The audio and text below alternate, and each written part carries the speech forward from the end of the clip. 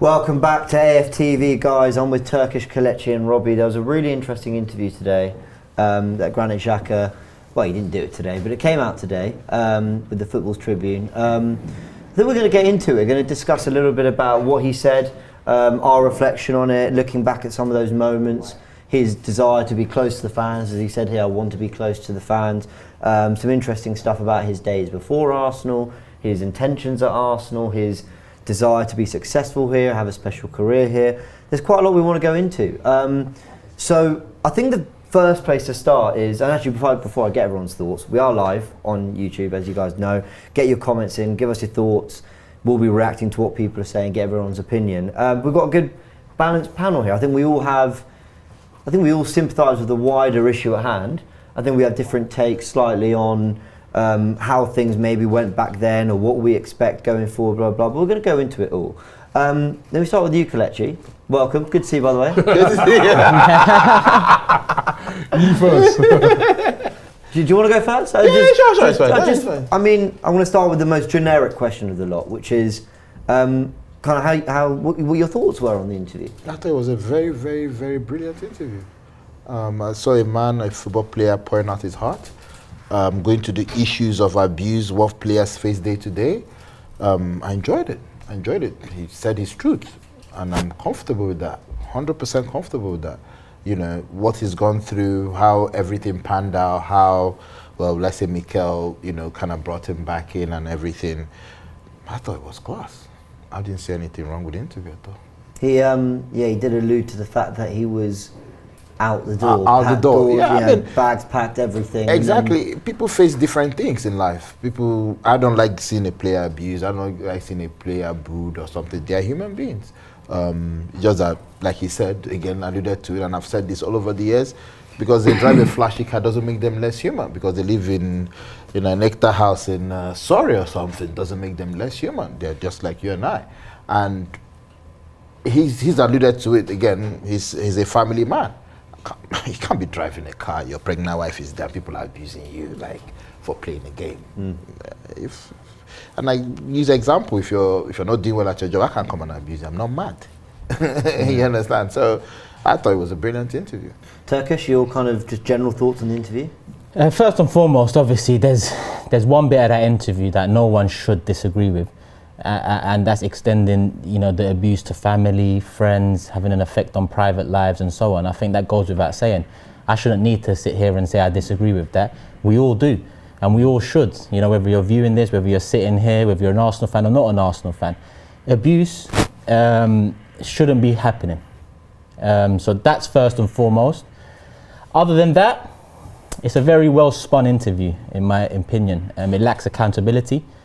And that's something that, I've seen lacking from Arsenal Football Club for a long time, from the players to the boardroom and upwards. And that, for me, leads me to believe that the interview was, more PR based than anything. It's to make it, it's a black and white interview. There's music in the background at times. It fades out here and there. It's a very dramatically put together piece of content. So I think I agree with some of what he said, and I sympathise with some of what he said, but at the same time, throughout that 26 minutes, I didn't hear one bit of accountability. I didn't hear one bit of, we've let you down as well as fans. And this don't just sit on Xhaka, it sits on the club in general. And I would have liked a bit of that in there, because as much as I disagree with abuse and, like I said, friends, family, etc., I disagree with all that. That shouldn't be happening. At the same time, there's more to the story than quoting Xhaka. It's game by game. There's more to the story than that, and we're going to delve into it. So I'm just a bit 50-50 on the interview. That's my opinion. Robin? I'm sort of with both of them. I thought there's some really good takeaways from the interview. Mm-hmm. Obviously, I agree with what Xhaka was saying about abuse, and you're right, Kelechi. There's some people out there that they feel like what Xhaka said, you're earning a bit of money, you're a footballer, you're just fair game. But what I found really fascinating about that interview was some of the things that he was saying, is some of the things that I've said. I've been saying this for a long time. I've sat even sometimes on meetings with football clubs and I've said this, and he said it in the interview, which is you separate the players from the fans. And he said it at the start, at the start of the interview. Yeah, one of the first things he said. Yeah, he said, he goes, I'd like to talk to fans. I'd like to, and I've been saying this for a long time, that players, whether it be through the football clubs and their agents sometimes and their representatives, they're over here and we're over there, right? They earn a lot of money. They are doing what a lot of fans see as their dream job. We're over here, we're the fans, we go to the game, but there's nothing in the middle connecting them. So what happens is, when a player messes up, he has a bad performance, because he spoke a lot about in the interview about how 1 week he could do well, everyone's praising him, then the next week everyone's against him. The reason why that is, because there's no connection, fans are like, oh, yeah, bro, see you, footballer, whether it be Xhaka or whoever, you earn a lot of money. You never talk to us, you never connect with us, so we ain't really got no deep feelings towards you. When you get out on that pitch, perform. If you don't, you're getting it. And that's because there's no connection. That's why there was a difference, as he spoke about in his interview, that when he was in Germany, there was a difference. The fans weren't on his case as much, even though he got cards and things like that. That's because in Germany, there is a connection between the fans and the players. That's why in Germany, when a game finishes, every single player and the coach and the manager goes over to the fans, and it's not just a token clap. They stay there. They even sometimes talking to them. They spend a few minutes with those fans before they leave the pitch. And I found that really fascinating, that he was saying, you know what, I actually want to talk more with fans. I want to have a more relationship with fans, because I think that's one of the things that helps to solve the problem that he's talking about in the interview, which is why players get so much abuse. Why 1 week they can be flavour of the month, like what we're seeing at the moment with Lacazette. Lacazette's playing badly, but a few weeks ago everyone was bigging him up. Lacazette's doing all right, he's linking up the play and that. Working hard. Now it's Laca threat, get him out, blah, blah. There's no balance. And I think that's because there's no connection between players and fans. One thing I want to do before we do continue this, I want to separate it, because like I said, first and foremost, the abuse of family, friends, and over the top abuse to Xhaka is unacceptable. What I didn't like in particular from the interview, there's many things, but there's one particular sentence where Xhaka was like, after a poor game, it might be, oh, you're shit. Oh, we need to sell you. But in the same sentence, he included the abuse of, I wish your kids were dead and so on. That's unacceptable, but to include that in the same sentence as what I call an opinion of your performance out there, for me, they sit separately. Well, he said a few times in the interview, didn't he, that he can accept fans saying he's shit. He can, he can accept fans saying he's had a bad day. You know what I mean? So he said that, but I think he was saying about when it goes over, when it oversteps the line. Yeah, but we also need to understand that abuse also affects the family. You don't actually need to abuse the family directly for it to abuse the family. His dad was there when he was being booed and he affected it. He said, no, bro, we off. So we have to understand that in context as well. I don't need to say his dad or his children. No. If I abuse the player, it has a ripple effect on his uncle, his nieces, his nephews. The nephew might go to school tomorrow. They'll be like, yo, Robbie from AFTV called your uncle this. You get it? It affects the kid. But then he said, you've got a right to criticise, which you have a right to criticise. Yeah. Again, that's where cultures are different. If you said I'm shit, from my culture, you're abusing me. Now, an Englishman might think it's normal street language for you. No, but for me, it's abuse. But I can criticize you and say you had a poor game. I must not use the word shit.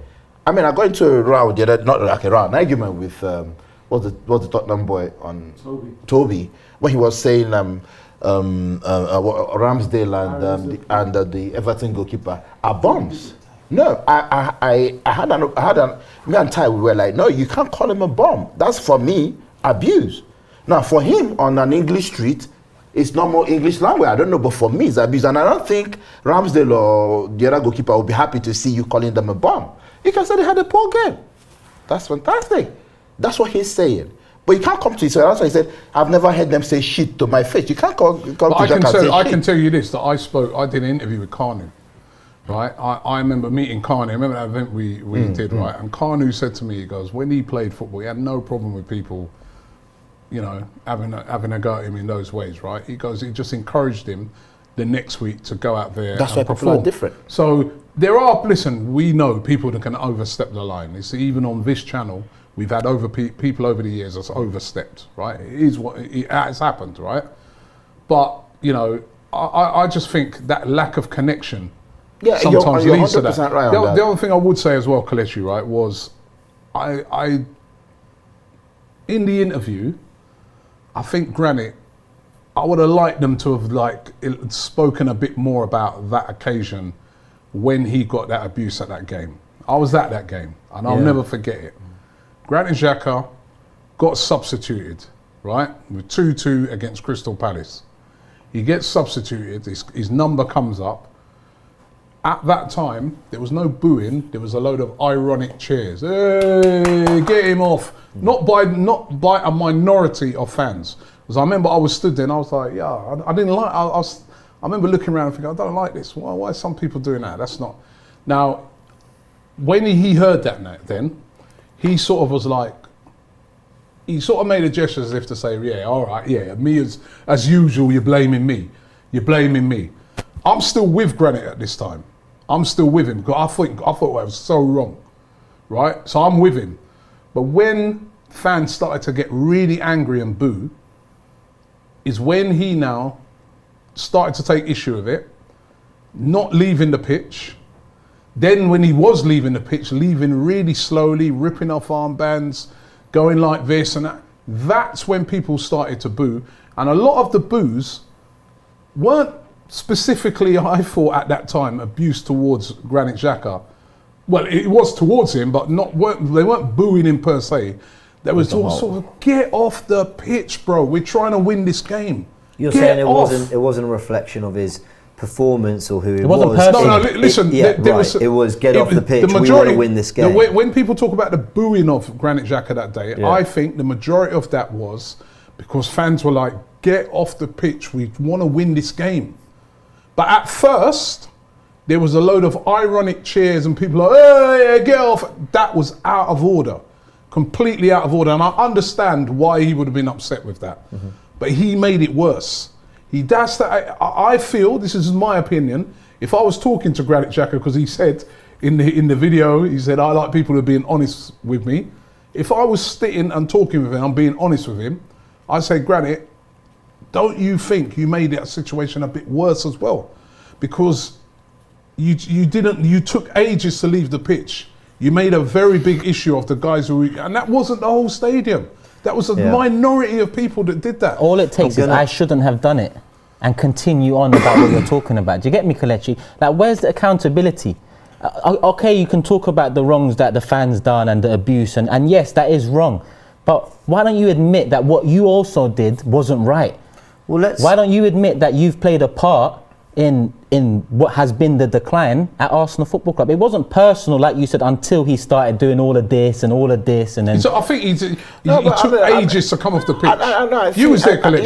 Yeah, I was there. And when you say minority, I think for me, what I heard was a majority. But in the end, no. The initial. No, I'm coming. The initial ironic cheers, Kelechi. I think it was in not Villa. No, it happened in Sheffield United. It happened before. 2 times before that one. That was the 3rd time.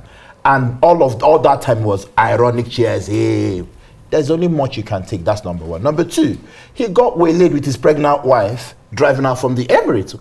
People shouting abuse. I'm not defending, like you said, yes, a bit of contrition, not a bit for the reaction of. I mean, I respect my captain's armband, but when you look at it holistically, you get abused driving out from the Emirates. You get ironic cheers, which is equivalent to a boo or abuse or whatever way he interpreted it. Everything just came down to a crescendo. So that was a natural human reaction. If you ask Will Smith if he will slap the other comedian again, he won't do it. Because that day his head was already full. He's a human, I'm not saying that the reaction was right. The reaction is wrong. But that's what Turkish is saying. He's not saying the reaction's wrong. He's saying, basically, if you even listen to the commentary on the thing, even on the commentary, they're saying, you're making this, they're literally saying, this is bad. Making He's it coming worse. off. I mean, they're literally, as they're commentating, saying, this is bad. He's taking the armband off now. They're commenting on how bad he's making that situation. So he had a part to play in that. It's not right to be abused. We all feel, listen, I get it sometimes. I get it, right? Sometimes. But you know, right? But you know what, right? Sometimes you can make the situation worse. Yeah, So can I ask, guys? Sorry, because I understand. Like, but when it happened, I remember at the time, people actually forget. It was very similar against Villa a couple of weeks before. Yeah, that's what I said. When Villa we- and Sheffield, I think. Yeah, Yeah. right, yeah. So been the a Villa build-up. game, we ended up winning 3-2. And I remember I was at that game, and what I remember was, you know, Matteo Guendouzi at the time running around, driving us forward, trying to get, you know, playing with this franticness. Arsenal fans, you know, pent up frustration in the ground. He came off, and again there was a bit of, get off, and nothing really came of it. So Palace was actually kind of round 2 of that a little bit. But what I want to ask, because at the time I was also really frustrated. Like, come on, get off the pitch. We need to try and win. And I was frustrated with performances or whatever. But what must a man be going through for it to outpour like that? Because if I'm here, I'm just thinking what I would do. If I'm hearing a stadium go at me like that, I'm like shriveling up inside, right? But his was to fight back. So it makes you wonder, like, what was he fighting against, and how much do we still have to do as a society, whether it be on fan channels, whether it be on social media, whether it be the way we talk in terms of the way we criticise players. Do you know what I mean? Like, do we could talk about what Granit Xhaka's done to not make it better, but surely there's a part to which we're not doing that's anything that's to the make way it I'm looking better at either. it. If you look at the way I address everybody respectfully. Yeah. I'm not gonna be funny enough. I ran into the same Granit Xhaka 2 weeks ago at the Hilton, and it was all lovey-dovey. And the first thing Hilton, eh? No, 2 weeks ago, the first thing Embolo said was, "Hope you're not one of those abusing my brother." So he even affects his teammates. His teammates, they know. Listen to that interview again. He said the first person that called him was Bellerin and Leno. Bellerin And then they and went to Nezu. see him. Yeah. Because they're players, they felt it as well. Like, it could be me tomorrow, you know. That's the way that's the way I look at it. You know, I'm not defending his reaction. No, I wouldn't do that. But I understand that it is a human reaction. We make mistakes. It was, like you said, at what level, what's the standard level? I'm getting abused. My wife is getting waylaid. My children are being abused online. It's just like my United captain. He scores, he does like this. What is he doing? He's trying, it's some sort of fight back. You're human. Yeah, no, He's like, give it to me. I understand that, Kelechi. You're on about the Maguire thing, and I You know, and Maguire is another person like this, and again, scapegoated everywhere, calling him a fridge. Yeah, Maguire the other day, you know, even playing for England, he's getting booed when his name's being called out, right? But every one of those fans that boo, whether you think it's right or wrong, booing is fine. Let's get this out there. You can boo a player. You can boo a player. That's not abuse. You can boo. Why is it all? This is why I keep on having to separate the arguments out. Abuse of family, friends, kids, personal, wrong completely. But booing, giving your opinion at a game that you paid money to go to, or throughout the season, booing is fine. We cannot. I don't think if my dad saw my own fans booing me, I don't think he'll be happy.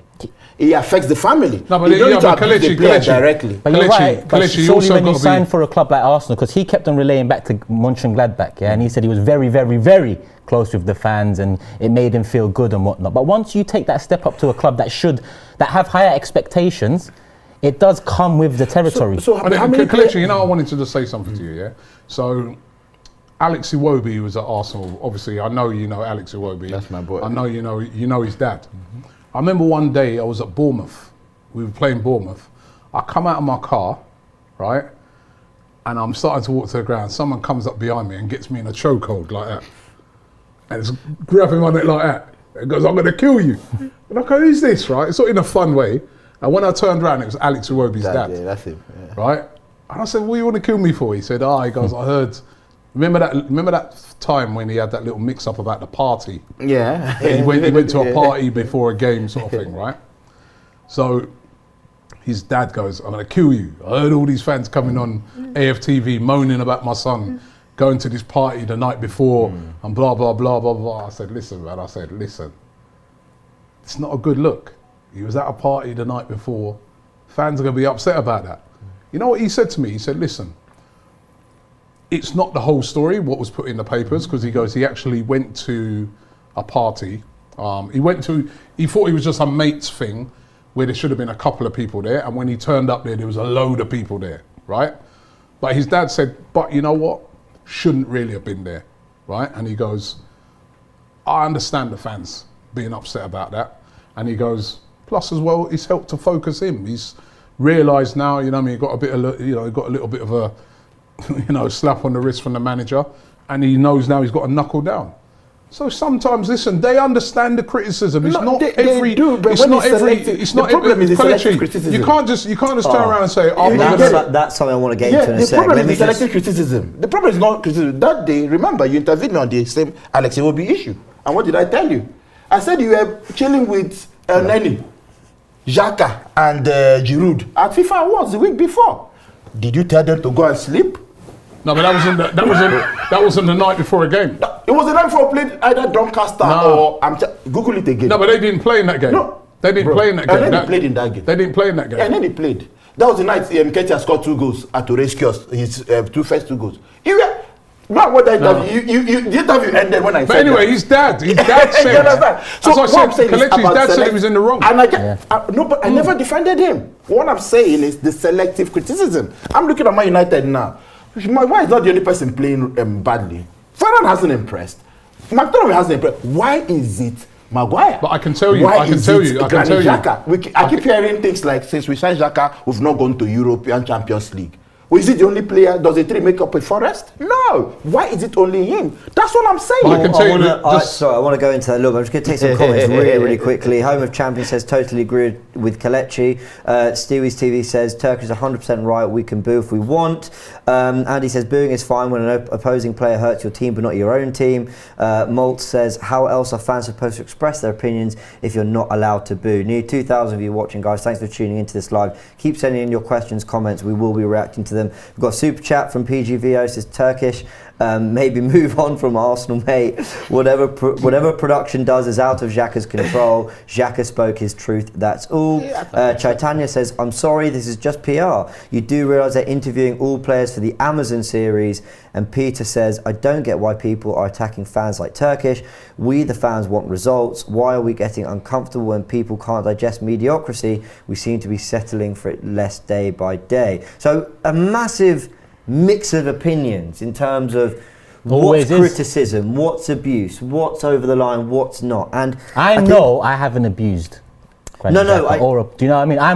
I'm confident in myself that I know maybe my opinions have become a bit aggressive in the manner that I deliver them. But over the years I've learned to has your opinion led to abuse? Huh? Has your opinion led to abuse by your fans that support you? But I'm not in control of that. I understand that, but you can be in control of that in a way. You can be. So I can say, and that's how some of this racism stuff start. I can say, oh, production is this as his job. You just see somebody, I know you're not really in control, but there's a remote cause and an immediate cause. Based on your lead, they just follow. Bye! You just see racism comment. Can I say something to you back to that, just to counter that point?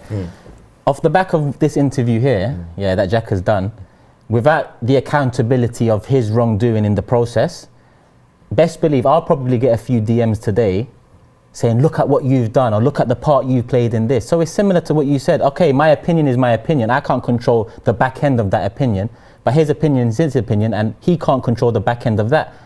I will definitely get DMs today saying, look at the way... It's nothing, and there's nothing wrong with your opinion, right? No, there's nothing wrong. And also, Kelechi, right, where I'd agree with Turkish on this one is, I agree, there's not a lot of accountability within what he says. He talks about getting loads of red cards and yellow cards, and he says it's almost like he says it's in the game. He says, I don't care, to be honest. I don't care. Do you expect every player that is sent off to come outside and apologize? So one second, Kelechi, yeah? But he's had probably the most red cards. Did Vieira apologize for having a red card? Let me finish, right? Vieira's a boss. No, hold on. He had 8 red cards. But he doesn't need to, because when he performs, but Xhaka needs to. Kelechi, the amount of red cards this guy's had, whereas he admitted in that he let the team down when he's got these red cards, right? We know he plays in a combative style. We know he's going to pick up a lot of yellows and that, but he's got to be a bit more. He should be saying in that interview as well that, you know what, there's been times when I've seen the red miss. I need to change that a bit. I need to still be aggressive, but get less cards. All those sort of things, right? You know what I mean? If you're like that, that game we went to at Liverpool, where, you know, we're doing well, you know, he talked about how the ball came over, he missed it, he picked up a red card, fair enough, but you let the team down. Now we're down to 10 men, we've got no chance of winning that game. If Xhaka is going like this, headbutt, boom, red card, then I'll say, okay. But he's actually trying to go for a tackle. Now, we had a Vieira that was also, he's my man, going, boom, getting a red card, and then I'm hearing he's combative. Which one is more combative? But yeah, And he was winning titles. I get that. Again, we are not basing it based on who's can I winning ask you another titles. question though, Collective? He's not being scapegoated for us not winning. I don't know how you guys are not seeing No, that it. is a part of not winning. That is. No, but he's not the only person that makes up the Arsenal team. Kelechi, if you go away to Liverpool and you get sent off, right? And he apologized for that, by the way. Within the first 20 minutes of the game, that is contributing to not winning. He apologized for that, but again, he was trying to win a ball. When we went to Manchester City, that was a mistake. We went to Manchester City and we got piped 5-1 in that game. Who got sent off again early in the game? Xhaka. Right, he's done this in big games, right? There has to be an accountability to, and I've met Xhaka, and when I met Xhaka, I was impressed by him, right? I was impressed by how open he was. I never forget, when I met him that time, we were talking, and he was, I can't remember what the game was, but we'd lost the week before, right? And he sort of jokingly said, he goes, oh, you're not going to be on my case. And I said, no, listen. And he said, he made my FIFA awards, remember? Is that one I'm talking about? And he said to go and sleep that night. Right. We had a game the next day. You did not tell Nani to go and sleep, Listen, right? he said, right, his words were, he goes, that game there that we lost, he goes, it was our fault, because he goes, we were trying to push for a win. And he goes, sometimes, I don't know if you remember, he goes, sometimes you just got to take a draw and get out. And we didn't. And he goes, we messed up. So it's the same in the case of some of these red cards. He's messed up. Yeah. And sometimes, say you've messed up, no, people will respect that a bit more. People will understand that. He apologized for the Liverpool one, for instance. Only for one. Well, I wanted to ask, actually, you used the word there, because there's still a lot to dive into in this interview. I'm enjoying this, actually. But you know what, I just want to bring up something since we're on the red cards, because I don't want to come back to it. Okay. Is that okay? Yeah, by all means. A quote about the red cards. It happens too often. What is too often, he's asking. Good question. Every season, 2-3 red cards. Yeah. So why are you still letting me play? For me, it's just very... And earlier in this interview, he said a lot of people he knows calls him arrogant. That is an arrogant answer. Are you talking about the fans, or are you talking to Arteta here? Because asking us, why are you still letting me play? It's not down to us. It's, you know... So for me, again, there's no accountability there. All he says is every season 2-3 red cards. Yeah. That's not good enough. At least say that's an area of my game I could improve on to not cost the team as much. It's nothing to say that. I agree with that. You should be saying that. That is twice, actually. I think there was an interview recently where he said it's part of my game, it's what I do, I won't change. And I think that's really hard for us who would give anything to play for Arsenal and represent the club we love. And you're hearing almost like, I'm not going to improve on this, it's what I do. So I understand the frustration. You can be aggressive, but even take a fans out of it for a minute, right? Even lots of pundits who've played the game, and Gary Neville's and the people like that, complain about how many red cards he picks up, how reckless he is when it comes to those sort of things, right? And we're talking about players that are combative themselves, or were combative, right? So at the end of the day, he also has to recognise sometimes that those are areas. He shouldn't just be saying, well, yeah, that's how I play, man. That's me. He said, I don't care, Rob. He said, I don't care. I think he said something like, because he cares too much. There was a place he said something like, because he cares too much, he gets into doors. And I agree with what you've said. I think it was the Leeds game. I thought he would have seen red. Yeah, the Leeds away game. Like, with the way he went in. Remember that? Yeah. I'm like, yo, bro, like, I'm begging him, like, bro, please step back. And we also have to, also factor into the equation that referees are also on his case. We can. That's true, by the way. I do think that's definitely true. I've got a couple of points I want to bring up here. Firstly, I think we can admire that he's being very honest. Like, I will give him that. He's been, throughout the whole interview, he's been incredibly honest. He said, this is how it's been for me, this is how I feel. We might not like his answers, but in a world of football media where we feel everything's so sanitized in terms of what players can say or whatever, he is telling us that's how I play the game. And basically, if Mikel Arteta wants to risk what good I bring for what potential things you might not like, that is his decision. So I actually respect the honesty there, and he's almost saying to people, well, why am I playing then? You know, if I make all these errors, blah, blah, blah. And I kind of respect that in a way. While I don't agree, and while I'd rather he had a different take on it, I can 100% respect the honesty. You mentioned a word, Kelechi, selective criticism.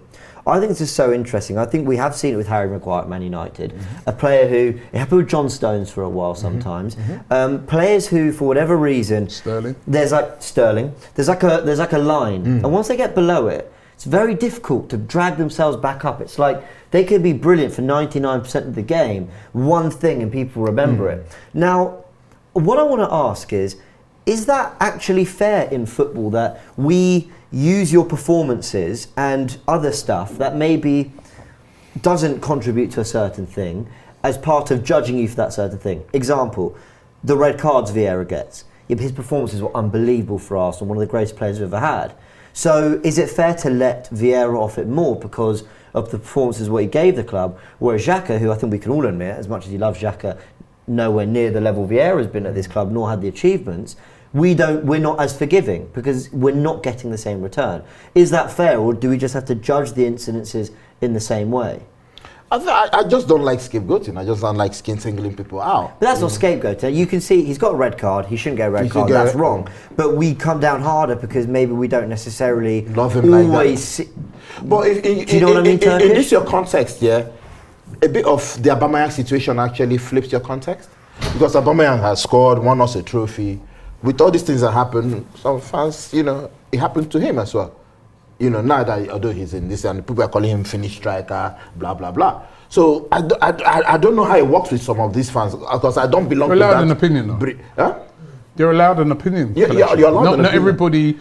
Not everybody's going to have an opinion like you. There's people who have their opinions on certain players. There's certain players that I rate, Turkish don't rate.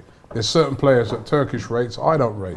It's our opinions, right? That's what football's all about. But do you have the same baseline for them? But are we always balanced about it, Robbie? Because I think you know what, right?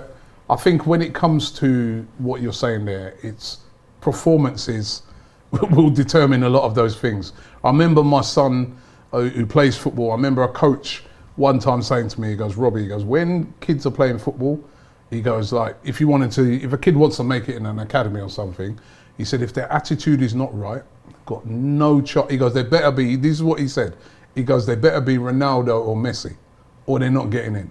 Their attitude, bad attitude, immediately a coach would just say, nah. So it's a bit the same like in football, isn't it? It's like a really top player will get away with a bit more because we know, even with Arsenal this season, right? Arsenal this season, we know for the majority of this season, they put in some good performances. They played with very good spirit. They've played well. So even when we see a horrible performance this season, if you've noticed with a lot of fans, they've been like, bad performance, but I'm not going to go too hard because I've seen 5 good ones before this.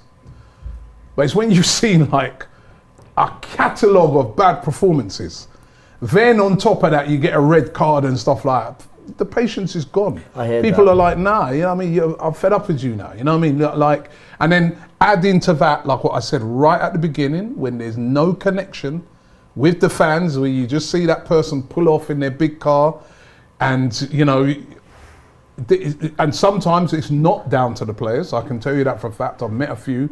It's not always down to them. It's down to the club, the representatives. But add into that, when you see that player just drive, it leads sometimes to a bit of resentment with fans. They're like, you're not playing well.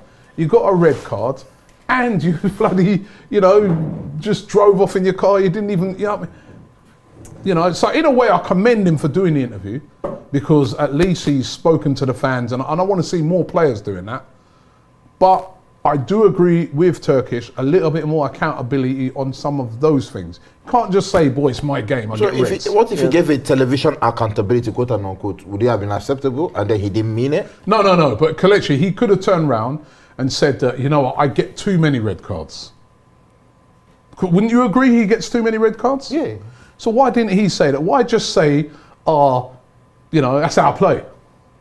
I think by now you're 30, you should be saying, boy, that's how I play, but I need to have a look at this. I'm getting too many, and when I get them, when I get that one at City, we end up losing 5-1. When I got the one at Liverpool, we started off that game well. We ended up having to backs to the wall thing, 0-0. Who knows? We could have won that game. Went back to our place, lost. When I got that red card in January, I was out for 3 games. That was our worst period of the season. In January, we had no midfield. Remember that? So there is an accountability to these things. You can't just brush that and say, well, that's how I play, because it leads to consequences. You've been sent off. Now, all of a sudden, there's only 10 men on the pitch. They got to do your work. You're out for 3 games. You're a big-time, vital player to this team. You're missing now for January. We went out of the FA Cup. We didn't win a league game in January because everybody recognised a lot of that was to do, they had no midfield. Thomas Partey came back from the African Cup of Nations, had to come off a plane and go straight into a game because we had no midfielders. So it's got consequences.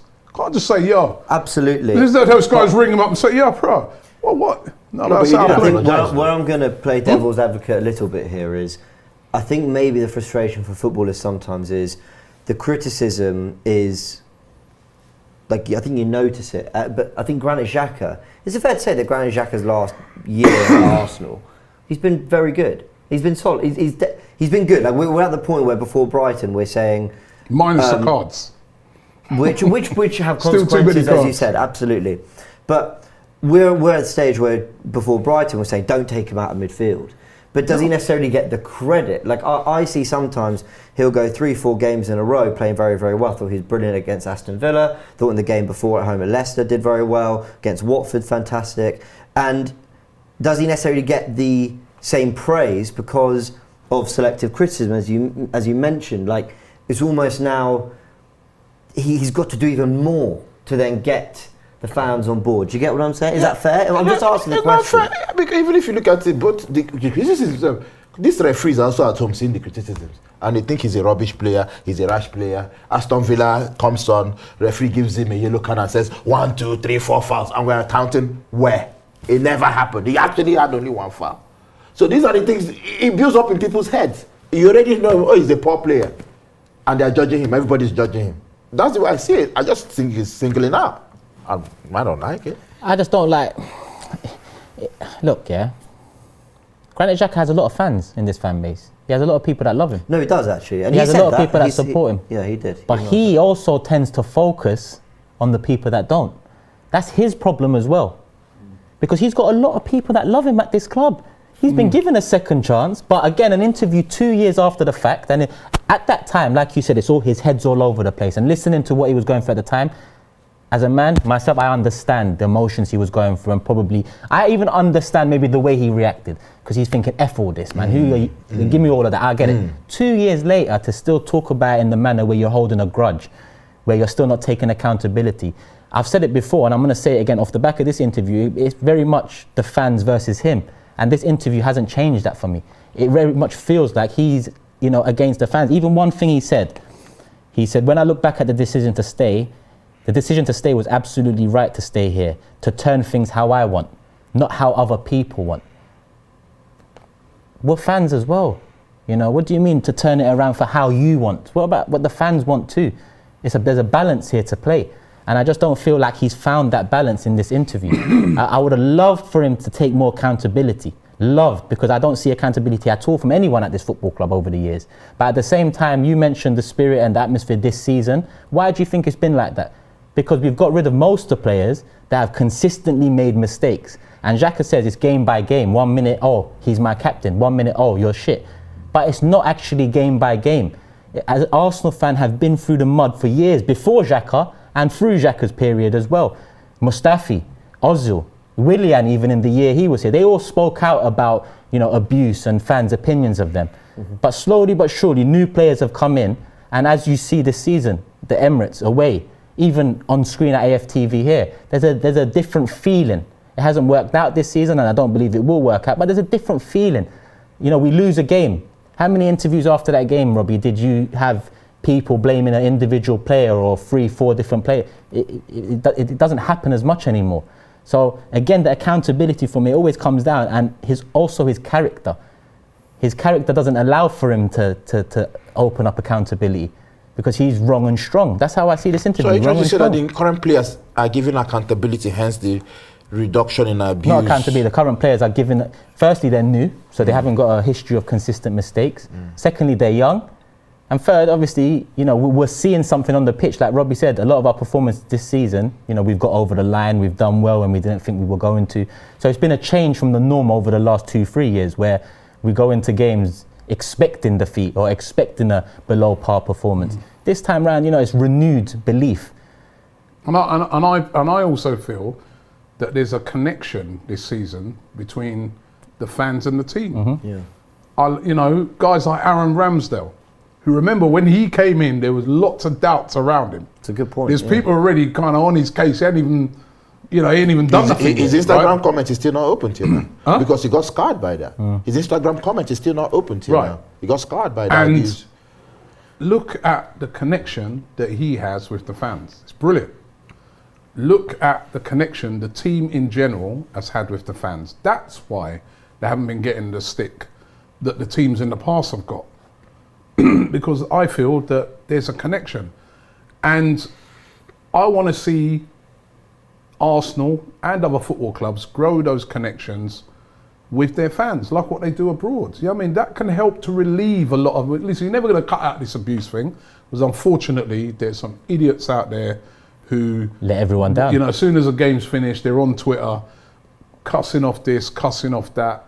They're, looking to go deep. How are you abusing the person's family and stuff like that? What kind of sick person is that? Well, someone just told me to shut up for asking a question. exactly. No, they're entitled to that. Fair enough. But right. But See him do an interview in black and white soon, saying, Robbie. Well, I just want to see, I want to see more of it. As I said, I want to see more connections of that, where players meet fans, where they engage with fans. How many fans? How many of you guys have been to the Arsenal's training ground? You may be lucky enough, you guys, because I've been there. No, I haven't. Yeah, you haven't been there? I've been You've been there. I mean, you guys would be lucky enough. I've been there. I'm lucky enough, right? But the majority of fans, and I'm not on about fans that just go to the odd game. I'm on about fans. There's fans that have been going to watch Arsenal for years and years and years. They don't know what the training ground looks like. But why not every now and again invite them in to have a look around? But there's a reward scheme now. I don't know if you've seen it, the Arsenal rewards or whatever, where you get points and then you put in a ballot for people to visit the training ground, ballot for VIP tickets and stuff. I think they're beginning to... I want to see, because I want to see more of that. Because and these are the things, I was in the Arsenal collective before they scrapped it, and these are the things we were trying to advise the club on it. Yeah, because, we are seeing some results. Those things add to connection, Add to connection, little Q&As with players sometimes, little Q&As with the manager sometimes. The owners speaking to fans about, I was at my son's training. There's a guy that's like a massive Leicester fan. He's telling me about how, when they went to the game at the weekend, they got a free beer and all the things that they do at Leicester. They do a lot of those. Even at Man City as well. They absolutely love those owners. Gone something to shoot shirts, our jerseys into the crowd. Yeah, they absolutely love their owners, right? But that's because the owners are communicating. It starts with them. Bringing a culture of that, and that starts to alleviate some of the issues of abuse. They brought this toxic culture here. Because as I said, what happens otherwise is fans, if you're completely disconnected from your players, you just look at it and say, yeah, bro, as I said at the start of the show, you're on $100,000 a week, deliver. I want to hear nothing. I don't care about nothing else. I'll pay my big money to come here. This is the attitude of some people. Pay my big money to come in. You're on big money, deliver. If a player will go down injured, that's not the player's fault. Get up! That's the natural. Get up! It was what's wrong with you. I had a guy the other day who was saying to me, he's slagging off Tierney. I was going, do you think the man wants to have a knee injury? That man wants to play. You can see that guy, Kieran Tierney, looks like a guy who played for nothing. Yeah. Right? You think that man ain't at home whinging, moaning, angry that he's out for the rest of the season and he can't help his teammates. But probably because there's the players are on that side and the fans, somebody will come out with something like that. So we've got to do things to, club, try and bridge that. Yeah. You know what I mean? Try and bridge that by having more of connection with your fans. As I said, look at Germany. They do it well over there. I'm going to just cut you there for loads of super chats, guys. Thank you for sending in all your comments, all your super chats. Again, still incredibly divided on how people felt about this interview. Andrew says he was the captain and we were receiving 20 shots from relegated teams. There's a certain standard from Arsenal. Where was his leadership? He was the captain. We forget that as well. So the coach, Not all on him. you can't be on him. The coach No. a horrible tactics. And No. then- But what it is, right? He was the captain. That's the other thing that makes that situation even worse. We forget that. He's a captain. It was like Gallas all them years ago as well. Ice says Messi and Neymar got booed by PSG fans. Imagine, yeah. Yeah, that's true. Oz says if Arsenal were more successful, the fans wouldn't be taking their anger out on the players. The Cronkies have scammed the fans into accepting mediocrity and accepting false dawn after false dawn. This is part and parcel. Jasper says, no, I'm not going to read that one. Very good. Good effort. That was... A bait. That was, yeah. That was very, yeah. Shrez says he did the armband stuff in a packed stadium, no family there, right? He attracted more hate. He was reckless and is now a target of refs. No apologies too. I mean, pretty Well, his harsh, family that. goes. He Yeah, said yeah. in the video, his dad. Yeah. Said his Yeah. dad goes to every single game. Yeah. I like we that. read the super chats you guys send in, but be careful with, On you his know. dad, Yeah. on his dad, I just want to bring this one in since we're on his dad. Yeah, there is something called tough love. Yeah, I love the way you got your notes. On. yeah. There's Yeah, do something you know how many called people in the comment section are saying Turkish came with notes and receipts? Listen, there's something called tough love, yeah? And where is it? My dad has never said to me, you played good. Never, ever. He always has something where I'm looking bad. Now, in modern day society, we could probably do a video about that outside of AFTV. Is this the right way to be a dad? Should you put your arm around the guy and say, you're doing your best, you try your hardest, that's all we want? Because modern day society now, you cannot be open with your opinion anymore or criticism. His dad's not allowed to say that. Well, if his dad ain't saying that, as a football fan that loves Arsenal, yeah, and then in turn loves players that do something for Arsenal, because I don't love a player unless he achieves something for Arsenal, first and foremost. A player doesn't walk through the door, I love you. Nah, not me. You need to achieve something. His dad is showing tough love. And as a fan, I can only talk about myself here, because I think you're different, for example, and I think James is different, I think Robbie's different, we're all different. It's tough love. I want him to succeed. There was even a time a few years ago where Granit messaged me, and I messaged him back, and I said, I want you to step up and be the captain and leader that we need. I want to see you succeed at this club. If you feel like my words are too harsh or the criticism is too much and it's having an effect, let me know, because that's what I want. But the fact is, it's not been happening. So all I can do is talk my truth. If he's talking his truth there, as a fan of Arsenal, I've talked my truth Yeah, over but the it years. depends on the way the truth is being said. If his dad is telling me you played bad and someone is saying you are shit, I know which one is milder. I know which one is better. I know which one is constructive. But doesn't it come down to a character though? No, it doesn't. It's just about, I'm saying the same thing. I can tell you to get out of here. I can tell you to, excuse me. I'm actually saying the same thing. One will annoy you, one won't annoy you. You respect me for saying But one. if you say I'm a shit presenter, I don't think I've been abused. If you told me that, again, different cultures. Oh, we can my say man that is too. Niger.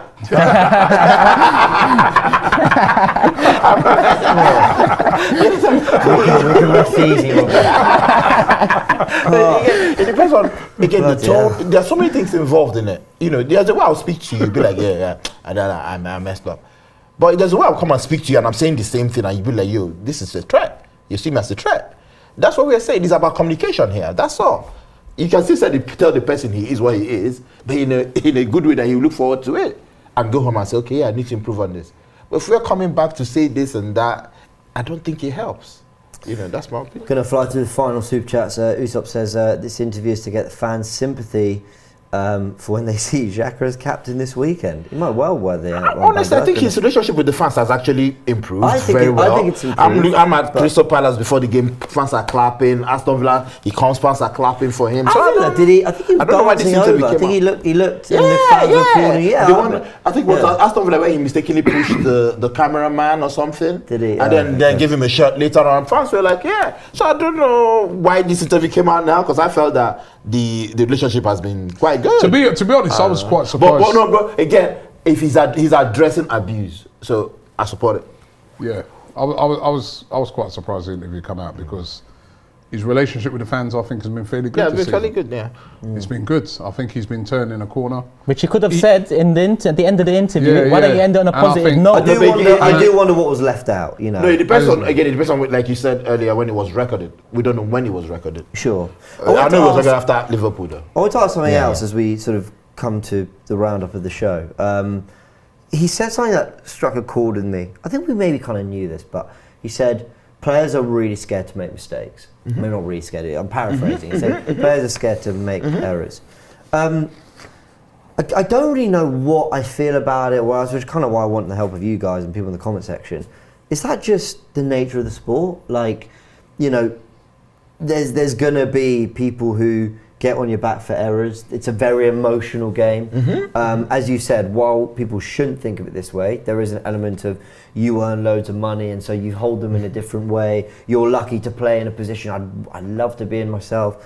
Or does it reflect just terribly on society that we can't accept errors? We don't have that patience that you know, someone's going to make a mistake and actually acknowledge they don't mean to do it. You know, Xhaka, I'll never really forgive the hands around Ashley Wood, for example, Ashley Westwood. That was is that his name? That was a bad moment. But I understand what he's saying, that the Liverpool one, while we can criticise it for many reasons, he's not meaning to. He's trying to win the ball. Exactly. So do we sometimes, as a society or as football fans or whatever, are we just far too impatient or far too intolerant of errors? I think so. And in turn create. Depends how many you make, isn't it? Not that I think so, because do I look at it, yeah, you know, the player sometimes, especially when he's the target man, and that's why I see in Harry Maguire actually, he's panicking. I don't want to make a mistake. When he's panicking before somebody will abuse me, he then makes the mistake. Support him. Football is confidence. Football is confidence. I've seen You have a bit of reality though. I've seen less talented players make it. I'll give you an instance. There was when we played Tottenham at Wembley, when Aubameyang missed that penalty. Iwobi crossed it back. Yeah, and then they got rid of it and stuff. And then we're walking out of the stadium, and Iwobi's dad was like, well, should Iwobi have scored from there? I could see the fear. I could see I hope he forgives me for saying, if he hates what he did. I could see the panic in his eyes. It's like, they are going to come for my son. And at that time, you hear people like DT say, Iwobi, when I see his father, I'll tell him. Abuse it. You know, you understand? Like I said, that's how it affects family. And I could see the fear, like, these people deal with a lot with their kids at home, but we don't know. You understand? So it reflects poorly on society. People are allowed to make mistakes and then recover from the mistake. Absolutely, but then is it a little bit of a part of that's football a little bit? Like you're gonna I don't know, Turks, what's your take on it? The comments about fear of making mistakes and players being scared of kind of the Quote word for word, because the way he dropped it, I believe and I think, and I'm 100% sure that players are scared to make mistakes because of the people outside. That is complete and utter, what he's trying to do there is nail down and double down on the fans are to blame. That's what he's doing there. I mean, there should be a certain amount of nerves playing for a massive football club. There should be. I'm not saying be scared, but if you are saying players are scared, then I'm sorry. Those players are not the right character for a big, massive football club. They're not. And also, that's not something that just came about last year or this year. That's been, in eternity, you play for a big club. If you make a load of mistakes, you're going to feel it from the fans. You're going to feel it from the media. You're going to feel it from... It's how many mistakes you make. If you're a player that doesn't make a lot of mistakes, you get away with it. Because people will be like, you know what, not used to him doing, you know. But if you're, let's just say a striker, if, I don't know, well, I don't want to use his name, man, but Harry Kane misses a chance for Tottenham, then fans probably ain't going to get on his case, innit, because he scores more than he misses. But if it's another player that, like, you know, he's missed about the last 6 chances he's had, he's missed 5 of them. People are going to start turning around and they're going to start saying, boy, you know what? But I'm sorry, the Xhaka situation for England actually blows your argument out of the water. Because Xhaka was the best England player at the Euros. That's how. And then misses a penalty, boom. So it reflects poorly on society. No, but let's just narrow that down, yeah, because that's a very small segment of society, some little racist MFs, right? Let's be real on that, right? Yeah. That got at Xhaka. The majority of this country, when they were watching that game, had sympathy for Xhaka as a young player stepping up to taking that penalty, and they know you can miss a penalty, right? So I don't think that's a good example to pull on it. But what I'm saying is, in football in general, when you play football and you play for a big club, whether it be Arsenal, Man United, Chelsea, City, Liverpool, even if it was Salah and his last, say the next 10 games, right? He goes 10 games without scoring and he misses a load of easy chances. Even with all the great stuff he's done behind him, there's going to be some doubts coming in. There's going to be people who be a bit critical. Has Salah lost it? That goes with the territory, Kelechi. It's not always going to be flowers every single match. You've got to be able to ride with that as well. And what you said about excuses, again, I got a quote for it. So midway through the interview, he said, "I hate excuses. Everyone does make mistakes." Calm. But earlier on in the interview, he said, "You either go all in or you leave it. Of course, people are saying you're getting too many cards, but I don't really care if I'm honest. This is part of my life." I'm sorry, but those two, that's like me saying to you, Rob, yeah? You sign me up for AFTV, yeah?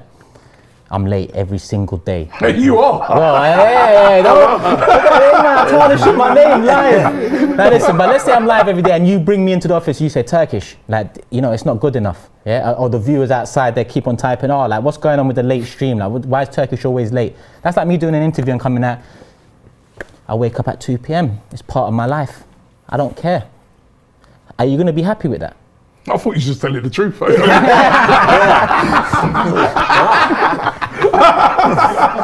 don't worry. HR, I hope you have seen this. I hope you have seen it. where is the HR department? He said he doesn't mind though if you call him a shit. So it's all No, right. I get your point, man. Your point's right. Point's right. Listen, I think, I applaud him for doing an interview and I applaud him for being open and for certain things he said in there. But where I side with a bit with Turkish is when he says about the accountability on certain things. I think you're right, Turkish. I want to see a bit of accountability. You can't just say that's what, you know what I mean? I've had friends like that in the past. You know what I mean? Yo, bro, why are you getting the fight again, man? What happened to you, man? Police are gonna come knock it. Boy, I saw me steer the rubby. But bad man. I mean, you can't do that, can you? Yeah. You got to change your ways. You got to start looking at it and saying, boy, maybe I need to go to some anger management. Maybe I need to. I'm not saying Xhaka needs to. I'm not saying Xhaka needs to right away. But you know what I mean? Like, people look at things, innit? If I drink too much, boy, maybe I need to look at. Maybe I'm having a bit too many. Maybe I need to look. You can't just say that's how I am. You can't. You can't. Well, you never, because, and also if you do that, you're never going to resolve that problem, are you? So you're just going to keep getting red cards. Because you'll be like, yeah, that's who I am. We know he's a combatant. I kind of like Xhaka. I've said this many a times. I've been cussed for it as well.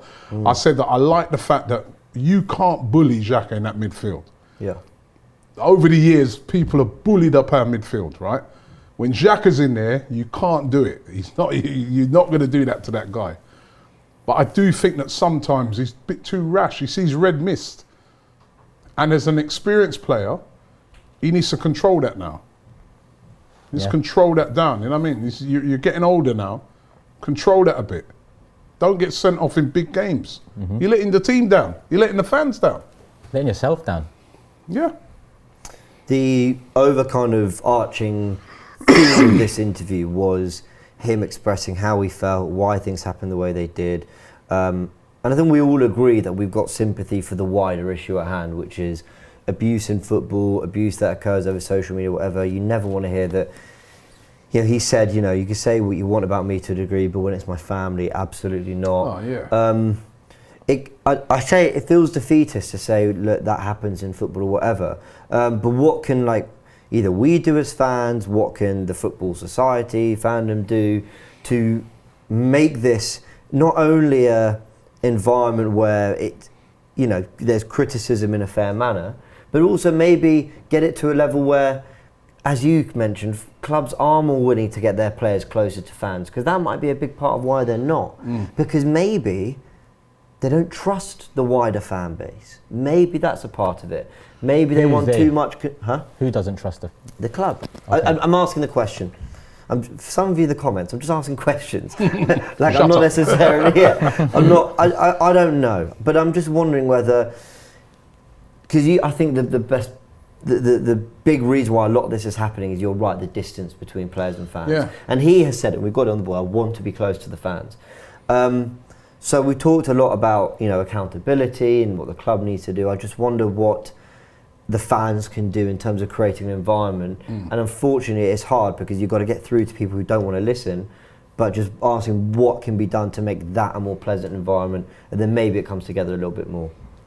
I think with some of these, hats off to Granit Xhaka for doing the interview, by the way, right? Because he didn't have to, right? So, and I think it's nice to hear from a player, whether you agree with everything he says or not. It's nice to hear from a player being open and honest, yeah? And I'd like to see more of that. And I'd like to see more connection between the club and the fans in the good times and the bad, right? Because sometimes even when things ain't going right, it's good to engage. But you don't know what to expect, let's be honest. No, So but, for instance, if you engage, the more you engage, you will surprise yourself. You will be surprised at how people are willing to listen. I'll give you an But when instance. you just that phrase where they say you just circle the wagons and just keep everybody outside, and you don't tell no one what's going on, and that, a lot of times you make it worse. So, sometimes, it's like sometimes you've seen a team, they've had a bad defeat, or a player, for instance, right? A player may not have played well in a game. Sometimes when that player comes out and he says, listen, I had a bad day at the office today. It's back to the training ground on Monday, and we have to do better in the next game. You'll still get a few idiots there having a go at him, but the majority of people, you have now just locked off any, because the one thing a lot of fans think to themselves sometimes, and Granit Xhaka spoke about it in his interview, they think that players don't care. That's a big thing. You're driving home, you're hurting. After that Brighton game, I'm driving home, I'm vexed. I can't watch no TV. I don't want to watch no match of the day, nothing. I'm thinking, do those players care like that? When you see someone put out a little tweet now or a little thing on their Instagram, you ain't got to go into knowing big thing, because he's hurting as well. But when I see that pained him as well, losing that game, and Granit Xhaka said he'll have games he don't get to bed till like 5, 6 in the morning, he's upset. I can live with that, because I'm like, you know what, he cares as much as we care. We're in this together, let's move on to the next game. But sometimes when you have that perception that a player don't give a toss about that result, that makes it worse. That increases abuse. That increases people cussing you off. You understand what I'm saying, Kelechi? He talked about I understand that, He but talked I about don't want to perception. see a situation where my players lose a game, they're all on Twitter tweeting. They don't have to come out every game. It's not every game. Well, Man United players have been criticised for doing too For much of that. doing too Yeah, much, you don't have to do now every it's game. gone They're too even much making a on the mockery way. of Rashford. Oh, he's typing an essay when they lose. The boy is trying to walk to the team coach. He's getting abused. That was when he was telling the fan, okay, You let's don't have to do this it goal. every game. So and when you say Kelechi, there's always going to be idiots. Remember, right? It's not everyone cussing Rashford. Also, we have to put perspective on these things sometimes, right? Because that one idiot slagging off Rashford, where Rashford, they had the altercation, the way it'd be written and put out there is like, that's all the United fans. It isn't. It isn't. There's a lot of United fans that have been upset with his performances, but they wouldn't abuse him. You know what I mean? So we have to remember that as well. But, I just think that you ain't got to do it after every game, because, it would look then like, but I think every now and again, you know what I mean? Just show people the simple thing like coming over to the fans after a game, even in a defeat. They do it. They do it. They do it this season, and that's why there's more of a connect. Yeah, it's a but good me point. and you, we've seen in seasons, we saw, Mesut Ozil having to be manhandled by, Mertesacker to go and thank the fans. And when he played for Werder Bremen, he could never have done that. Walked off without thanking those fans. We've been away to games over the years, I'm not saying this year, but other years, where there's been a loss, they've just gone. Great, and I think that's come from Arteta this year. He said, go over and thank the fans. And that's helped because you don't see them getting booed and cussed off as much. That's a bit of accountability just coming over. Well, we were at the Etihad when we lost 5-0, me and you. Yeah. And I couldn't believe that all the players and Arteta came over. And I'm thinking, if there was one, I'd have let you off and not, it's this, because that is embarrassing. Yeah. But I know what you mean. And a lot of fans were there and like, you know what? Yeah. Yeah, a lot of the fans stayed and Arsenal went through till I the die, you know what I mean? Yeah, you know, absolutely. Because at least they could see that those players cared. They were hurting, but they took the time to come over and thank those fans who travelled all the way up to those little things, go a long way. Rather than every man just gone. And then when they come out now and doing interviews, the first thing a fan says is, look at them. They didn't even come up. I woke up this morning, 4 a.m. to get up here. Not one of them come over and thanked. Little things, little. I think frustration can pour over from both fans, we've seen it before, and from players, as Xhaka alluded to in that Palace incident. What I think is important is that be as critical as you like, you know, because you're fans and you want to see better and you have your takes and your evaluation. But there is a line. And some people will see certain criticism, abuse and whatever, but I think everyone knows with a bit of common sense what is constructive criticism, what is an opinion, what is a take on a game, and what is simply abusive and completely and utterly unacceptable. And I think, as you said, this year there's been a much better bond between fan and player, and we hope it continues and goes in this direction, because whatever we think of the football and Arteta in, Arteta out, and Champions League's crucial, whatever it is, I think we all agree that this season, the one thing that has been definitely on an upward trajectory is that relationship between fan and player connection. And I think we're all pretty proud of that. So I'm just going to end on some super chats really quickly. Andrew says, he's not happy. Why are we wasting time on a mediocre player? Says a lot about this club. Really harsh. So Ahmad says, what would be your opinion on Arteta if this year we fell for top 4 and we're mediocre next year? He has gotten rid of club legends such as Aubameyang and Ozil. That's a conversation for a complete other day. But trust me, I think looking ahead to the next game, we'll be talking about, you know, what a win or a defeat at Southampton means for the rest of the season. And he says, this situation is just like Maguire at Arsenal. The board is supporting mediocrity and the players are playing victim. Adiyinka says, guys, Xhaka has been one of our best players over the years, albeit the red cards. Okay, he says Vieira was worse but had better players around him to cover. Xhaka doesn't. Looking forward to seeing you guys. Sorry. Vieira, man. It's your opinion. There's no comparison. That's a legend there. And Abdullah says Xhaka needs to go. He's good now, but eventually he'll mess up. On what you were saying earlier, Turkish, about your I sleep till 2 p.m. I get in when I want. People are saying preach Turkish, pure facts, facts Turkish. Just get rid of this guy already. So they don't want you here either. So there we go. Yeah, guys, we'll round it off there. Unless anyone's got any final points to add. Oh, he's got another. Sorry, I might as well, since I put you should sell that transcript. To work. I might give it away. People, so give it away eBay, a couple of days. He got up at 2 p.m. to write that. Okay. So this is the way Xhaka ended the interview, yeah? Okay. I love the comment from Michael Richards when he says, when Arsenal do something, everyone has to say something. Facts. This is true, this is the reality. Facts. There's other clubs doing this as well. This is where the accountability comes back. Other players are getting red cards, yellow cards, and making mistakes. We don't care about them other players. And at the end, but none of them are a big story like mine. In Granit Xhaka's head, he thinks he's the poster boy for criticism and abuse. He thinks it's him against the world. And you can tell from some of the words he's put out in this interview. You can tell. And the fact that he ended that like that, the fact he ended it, but none of them are a big story like mine. We've just discussed other victims of abuse and criticism over the last couple of years. Maguire, Martial, Rashford. And if I really go into it, we could probably think of a few more players. You know, it's not isolated to just you, Granit. This is a wider problem. The abuse is a wider problem in football. Stop making it about you versus us, because that's where my biggest gripe comes. If you don't get over the hurdle of you versus us, there's no way you're going to be able to get closer to the fans. Not And pointing at you, also at the screen. Turkish. I do think he just needs to. Also, if he, sometimes in life, you have to do a self-assessment. And if he was to give a self-assessment of his time at Arsenal, it'd be interesting to know what score he'd give himself. Especially, if he sat with his dad, he said his dad was very critical of his. What would he be his self-assessment of himself? He was a big money signing, came in, into an area of the pitch where we have a big problem, and there was a lot of big hopes being pinned on him, and he hasn't really delivered, has he, over the years? Let's be real, right? So, hence why sometimes some of that criticism comes.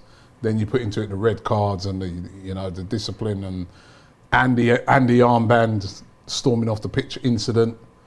I think sometimes in a bit of self-assessment, you take those things into account as well. Yeah. Because it's not just black and white. Everyone's just having a go at you. There have been factors. So you shouldn't be getting abuse. Your family shouldn't be getting abuse. That's disgusting. But a little self-assessing of yourself, that will help you to be able to construct a better relationship with fans. That's where the social media companies come in, Instagram, Twitter, TikTok, all of that. They're responsible for being able to contain this issue, the abusive threats to kids and family and wives and so on. So that's down to them. There's nothing fans can do about that. There's nothing players can do about that. That's up to them organisations there. And they need to do something about it because it's wrong. And then it paints all of us in a bad light, like this interview has done. It's not right, but at the same time, abuse is very wrong. So there's a balance to it all. Mm-hmm. Yeah, this is a fascinating interview. It's on, I'm just going to double check it, is the Players Tribune, I believe. Yeah, go check out the interview if you want to hear everything he had to say. I think a lot of stuff we absolutely stand with him on. Some stuff I think we think, there's another side to it, maybe, let's say. But ultimately, we want him to do really well. We want Arsenal to do really well. We want him to secure top 4. We want him to then go again in the summer. You get top 4. I want Arteta to play him in the midfield, please. Yeah. Don't And when it comes down to it, we were all sitting here after Brighton going, I can't believe you took Granit Xhaka out of midfield. Isn't it funny how football works? Even Turkish were sitting there going, I wouldn't have put him at left back. Yeah, I wouldn't have. Because he was too crucial to the midfield. And that's football. That is football. So anyway, we just want a clean, healthy sport with Arsenal winning. That's all we want. And I've just found out I'm a shit presenter, so We move. Wake up at 2 p.m. You see, I'm not the one person that comes late. You see what I'm saying? Oh yeah, but you don't. Oh my God. He clearly wasn't opening the anonymous DM. You notice how quiet he kept when we were talking about the time. Him. Yeah, you're right, actually. if I'm 2 p.m, he's 4 p.m, yeah? He's been here since the morning, and I didn't know if he was going to make the show. So, all right, we'll round it off there, guys. Big thank you to everyone who's watching. Smash a like on this video if you enjoyed. Get in the comment section, let us know your thoughts. We'll be interacting with you guys there as well. And subscribe to the channel if you haven't yet. We're going to start getting ready for Southampton. It's top 4. It's all on the line. It's all on the line really this weekend. So all focus on that now. See you next time.